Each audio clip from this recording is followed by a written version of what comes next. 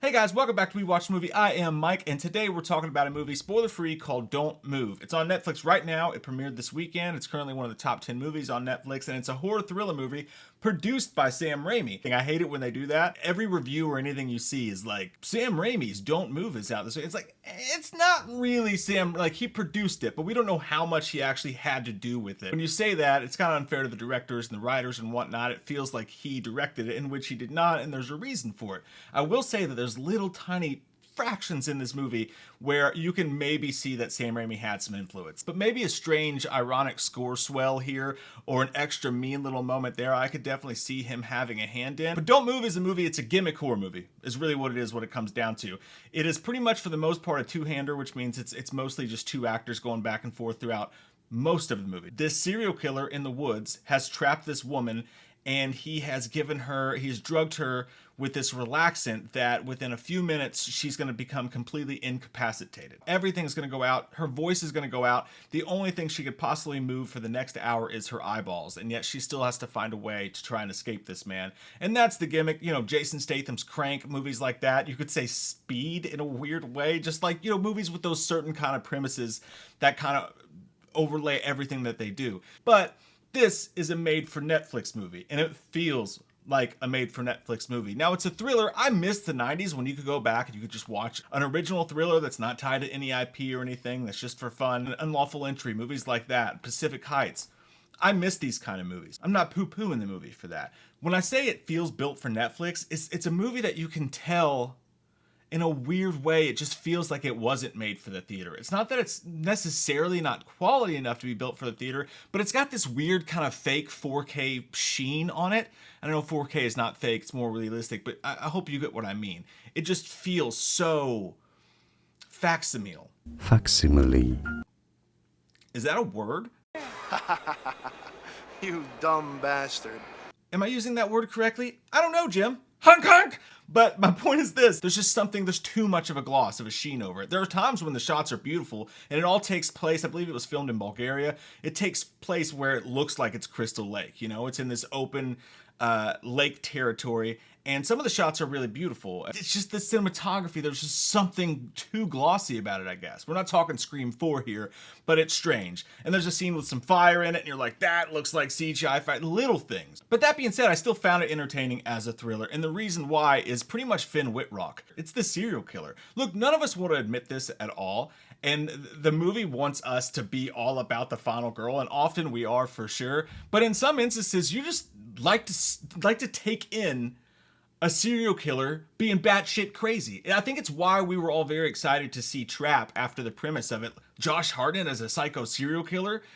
I want to see how he maneuvers that. And I kind of feel like actors coming up should have at least one role where they have to play a psychotic Patrick Bateman type serial killer. Because it's just a fascinating thing to watch. And maybe it's something we don't usually want to admit to ourselves, that the entertaining parts of this does not come from Kelsey Asbeal, who is from Yellowstone, by the way, and she's the woman who's been incapacitated, but it comes from the actual psycho killer running around killing people, saying mean and random shit throughout the movie. And Finn Wittrock makes this thing go. He is so fascinating. He could play an American Psycho, which, by the way, did you hear they're remaking that? What the fuck, shovel? But Finn Wittrock, if they were going to do it, would be a good role. He was in The Big Short. He's been in a bunch of stuff. Absolutely blew me away in this movie. He made the movie work for me. He's so good in that he's charming, but he's also just, you want to smack him in the head sometimes because he's so mean. He kind of has this Patrick Bateman-esque thing to him. Like, he kind of feels like he definitely has a trust fund somewhere, and that he goes out into the woods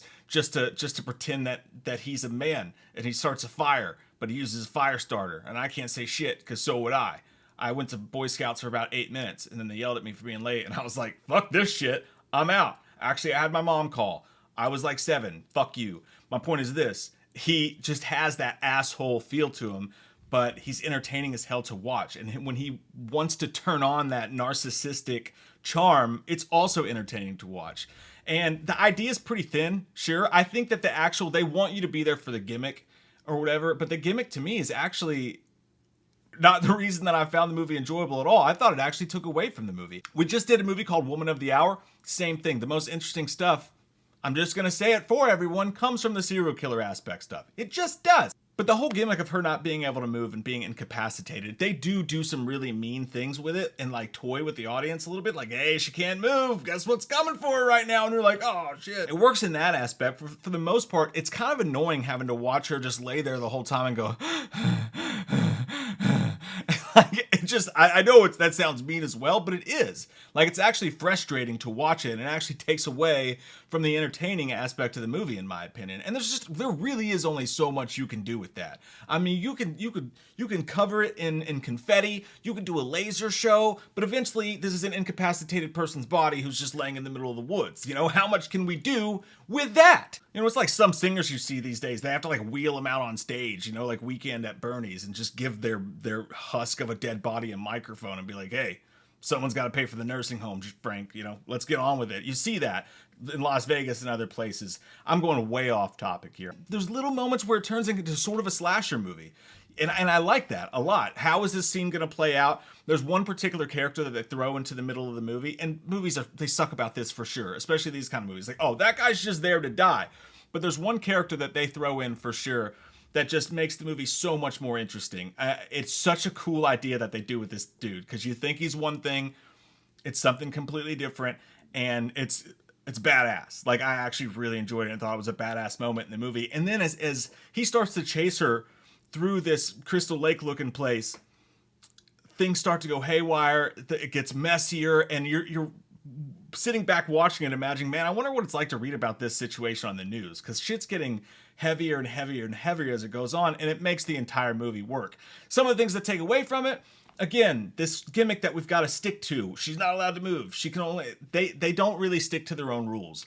It feels like the movie only sticks to those rules when it's super convenient for the movie. But when the movie needs to give a little bit of rope, it'll do so with no fucks given. And that's kind of annoying when it comes down to it as well. But I like the road that we go down. I like how messy things get. I like how much of a slasher this sort of almost kind of turns into.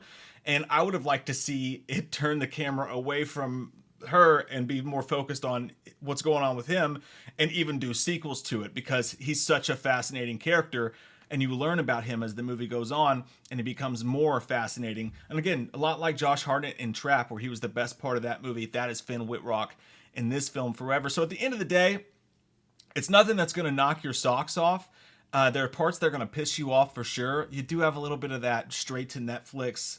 Not like, it would have been better as a low budget movie. If it was a low budget, a little bit grainier kind of a movie that really focused on the performances and how twisted this kind of situation was, I feel like it could have worked a lot better. But them doing that with this look just didn't, you know, it just didn't jive that well for me, for sure.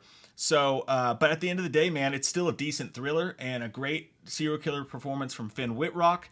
And it's got a couple cool, I can't say really, but a couple cool moments in it for, you know, slasher fans and serial killer movie fans will get a kick out of those moments for sure. So at the end of the day, I'm going to give it a light 7 out of 10. I think it's worth a watch. It's breezy. It goes by quick on Netflix.